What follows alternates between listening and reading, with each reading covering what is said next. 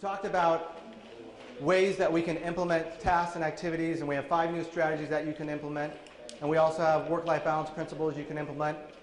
But all this means nothing unless you actually change how you do your work.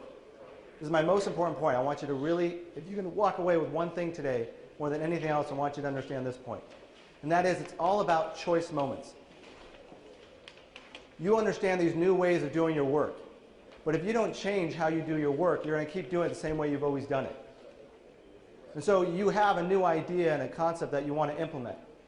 Let's say you want to leave the office at 5:30, and it's 5:28. And you have a choice, because you made a commitment to leave at 5:30, and you have a choice to answer the phone call, check your email, do that project, or are you going to choose to actually leave at 5:30 because that's what you committed to?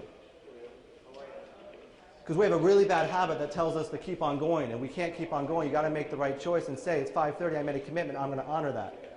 Or you say, I'm not going to answer my cell phone at night, and it's 7:30 at night, and your kids are watching TV, and you're in front of the TV, and the phone rings, and your first reaction is to answer it because it could be a client. Can you honor your commitment to say no? Or you schedule what's most important, Tuesday at 10 o'clock to 12 o'clock, and it's 9:58. And you realize you have all these important meetings and projects and things you need to get done. And you're like, wow, I have a 2-hour window that's open all day. I can't believe it. I'm going to use that.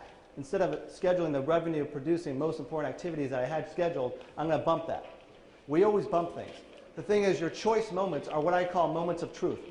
You have a moment of truth because it's a split-second opportunity. In a split-second moment, you're going to either choose to do the harder task, which is to actually go after and do something that you're not used to doing. Instead, our habits, our patterns, our repetition of what we've always done, the long hours, and the momentum that you create actually limits and undermines your ability to make the right choices that can change how you do your work so you can include what you want in your life.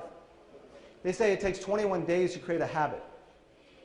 So if you're going to try to do anything I talked about today, and it's a little bit different than how you've done it before, then you got to do it for 21 days straight. So every moment when you decide to, let's say, leave at 5:30, you have to do that for 21 days straight.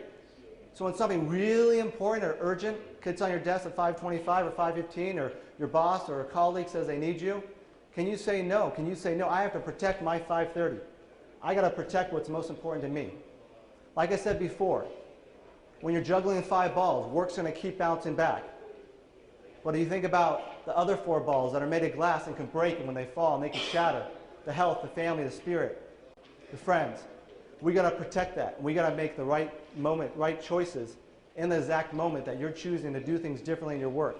And if you choose the right decision in that moment, you'll make a huge difference in your life, and you'll change how you're doing your work in a completely different way than you've ever seen before.